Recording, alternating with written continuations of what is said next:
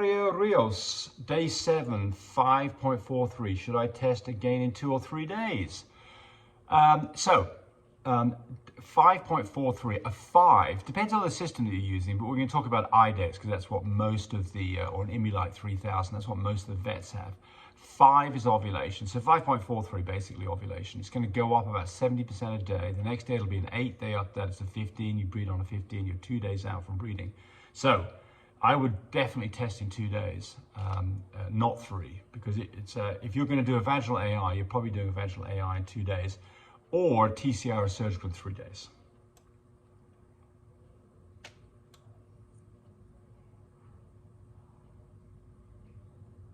I'm trying to read this. Frank Carlin, thank you for this video, lifesaver. Learned a lot from your videos. Could not. Oh, I say just, okay. I think someone just saying thank you. Okay, welcome. Glad to help. Denise T, my male dog isn't interested in a female while in heat.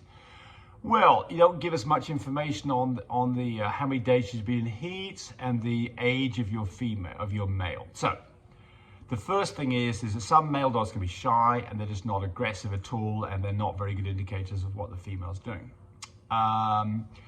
If this is early on in the heat cycle, then there may not be a lot of pheromones present, and so the male dog may not be particularly interested. And he may be a very experienced stud dog, and he is not going to do anything until she's really close to the point that she's ready, and he's not going to pester her. Could be any one of those things. But in all of these situations, you know, what do you do? Well, you know, get another male dog around.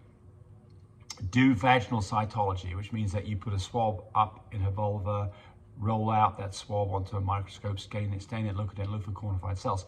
That is a real rough and ready way of quickly determining how far along a dog is in his heat. Get a progesterone test. So I don't think there's any problems here. You've just got a dog that for various reasons is not, you know, is not doing what you want. And I don't think that indicates that you've got a problem on the horizon. You've just got a problem interpreting what's going on at this point in the game. That's it. Riamondo Martinez, do you know how much it costs to import a dog from Turkey?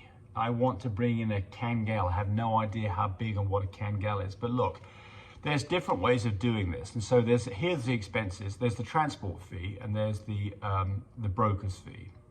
So what are those going to be? So the broker's fee, you can be the broker yourself. You can take care of that. You'll have to pay taxes. You'll have to pay a percentage of the declared value of the dog when you get, so the process that we go through is a dog is flown to us.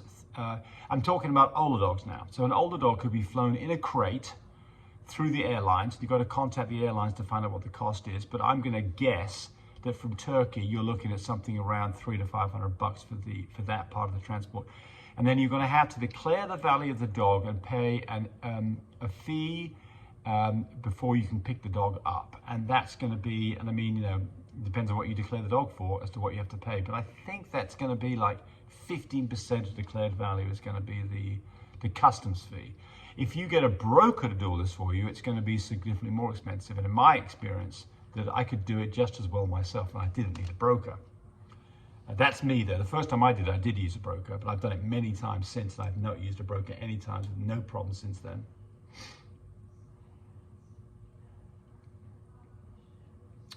Don Barton, Scottish Terriers. In summary, the CDC is currently ongoing suspension of the import of dogs from all high-risk countries, which does, oh, so she's talking about this Turkey thing. So she responded to your, she says that it may be difficult to import a dog from Turkey because of the CDC suspension. Okay, didn't know about that. So there you go, good. So you better go check on that, but I'm going to think that the airline would know the answer to that, hopefully. Indigo Kennels. My dog is super small, but he's 24 pounds. Is that considered big? Well, I'm assuming he's a French Bulldog. Is 24 pounds big? No, not at all. Is that considered super small? No, it's not. I mean, a dog that's more like, you know, in terms of a male dog, well, you don't tell us whether it's a male dog or not. For female dogs, a very small female dog would be 15 pounds. A very small male dog might be 17 pounds. And on the other end of the scale, The breed standard, I think, is 28 pounds is the upper limit. Of course, there's a lot of dogs that are a lot bigger than that. But I wouldn't get too worried about this. What I do like to see, and remember this as well, look, you could have two dogs. They'd both fit in the same box. They're both physically the same size. One of them's got a lot of muscle, and the other one's all skinny and lanky. I like the one with a lot of muscle, and it's consequently going to be a heavier dog. So I don't go by weight strictly, I go more by structure. I would like to see a dog that doesn't have a super long back, doesn't have a long tail, doesn't have long legs, doesn't have a long neck, doesn't have a long nose, and doesn't have whacking great big crazy big ears. And if you can get that dog that's got a nice big head, it's nice and flat, short neck, big chest, smaller legs, little tiny nubby tail, and a shorter back, that's a dog I like. And that dog could be anywhere from 19 to 26 pounds and be a great dog. Approximately. Aristo Afghan Hounds. I recently heard that you should breed every cycle. Without skipping a cycle can cause pyometria. Yes, so there's some truth to this. I mean, certainly, the first time that I had a dog with pyometria and I was worried about breeding that dog, my vet said, James, go ahead and breed the dog, you'll help it out. And we did, and it was fine. So, the thing about pyometria is if you've got pyometria and if you've got any signs of it, you need to treat it. Open pyometria is easy to detect because you get some kind of nasty, junky discharge from the dog. Get the dog on antibiotics. A closed pyometria, much harder to detect, but what you'll see typically is a dog that's listless, it doesn't want to do very much, it's maybe drinking quite a bit of water, and it's going to have a temperature. And those dogs need antibiotics too. So yes, absolutely. I mean, I think the argument here is breed. You can breed your dog every time, but pay attention to how the previous breeding was. If you had problems, if you had a dog that was aggressive towards its puppies or didn't bounce back properly, then you have to decide whether you're going to give her a rest or stop breeding her. So that's the first thing. But if everything looks good, if you did a C-section and when you looked at her uterus, it didn't have a lot of scarring or adhesions, go ahead and breed her again. No reason not to. And it's probably helpful for the pyometria side of things. But when you're done breeding, spay your dog, because that completely rules out pyometria, and cancers of the uterus and the ovaries are completely ruled out. So, yeah. Okay, let's see how we're doing here. I can't find Biljack anywhere. Yes, if you're west of the Rockies, you won't find it. What's the substitute? Yeah, anything that she likes. I mean, there's no magic in Biljack. Just get a higher protein dog food. And typically what you'll find is dogs that have been on dry foods will be more inclined to eat a wet food.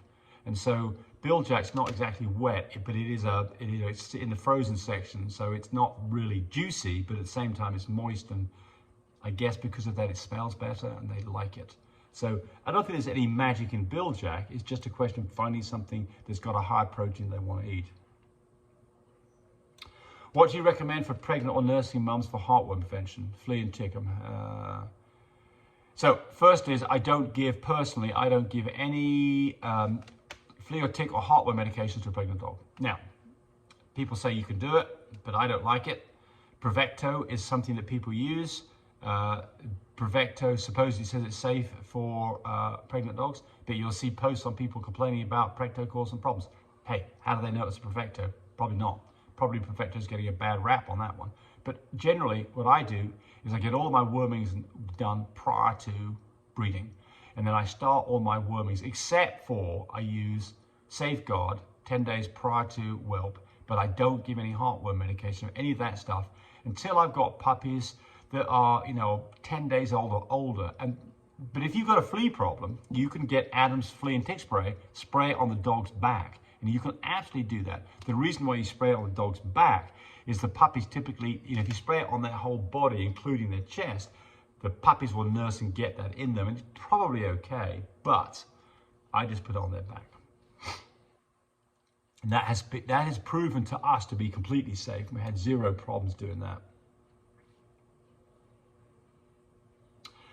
PJ S. Dick, does the remove the dew claw deep enough? I was told that the inner claw root needs to come away too to stop any growth. I've seen them snip with toenail clippers. No, I don't like that. No, okay. So the first thing is you're right. So if you don't get the dew claw off properly, it likely will grow back. And I've had that happen to me, and I just live with it in those situations. I don't like nail clippers as a solution for this at all. And I don't like cutting them off with scissors at all. Because they tend to bleed like crazy and you're not really getting the root out. So what we do is, you can look at our videos, but basically we squeeze the claw and we use some hemostats, and the hemostats go down below the root and the whole thing pops up, and you can then just scrape it off with your fingernail. It works really well. And somebody else is, and another question is coming up here, I think they're asking, when can you do that? Typically between day 3 and day 5. Day 7, you're at the back end of when you should be doing it. Oh, here we go. Naimani Espinosa just produced a handsome Euro hero. He's breathtaking. Well, congratulations. I love Euro heroes. I'm hoping that it's going to become more prevalent. I really like the look of a Euro hero. So Kit is our Euro hero. She's produced 2 litters, all Euro heroes. She's got such a pretty personality that I like her because of that. But she's my favorite dog. I just quite like the way she looks. What is the name of the antibiotic you get without a prescription? Well, okay, so there are lots of antibiotics you can get without a prescription that specifically are designed for fish. Fish Mox, which is amoxicillin. Fish Flex, which is sulflaxin. Fish Pen, which is penicillin. Those 3 you can get for fish, and they're exactly the same thing. They're just not FDA labeled, but they presumably come from exactly the same production line that the regular products that you and I and our dogs use.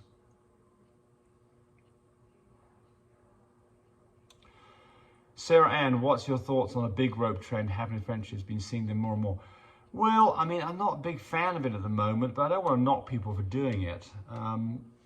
But the thing I don't like about it is you're kind of adding to this breeding issue a little bit. But I mean, you know, I don't think there's anything necessarily wrong with them.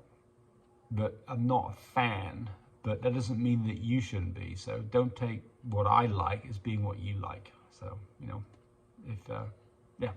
There you go. Bye, buddy. Thanks for watching the video. I really appreciate people who subscribe to me. It helps me, encourage me to do more of these videos. But do remember, disclaimer here, I am not a vet. I'm not a licensed medical professional. I'm purely a person who's been breeding dogs for the last couple of decades. Any information that you got from this video, use at your own risk. There's nothing implied here, and certainly this should not be used as a substitute for advice from your veterinarian or your medical professional. I hope you enjoyed the video. Come back for more of them. Bye.